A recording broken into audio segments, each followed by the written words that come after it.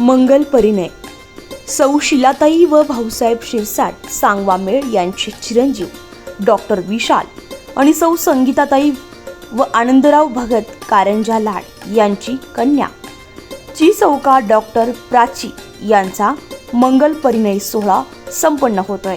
दिनांक 10 मे 2024 रोजी दुपारी 12:36 स्थळ सालासर रिसॉर्ट मूर्तिजापूर। मंगल परिणयास आमच्या हार्दिक शुभेच्छा।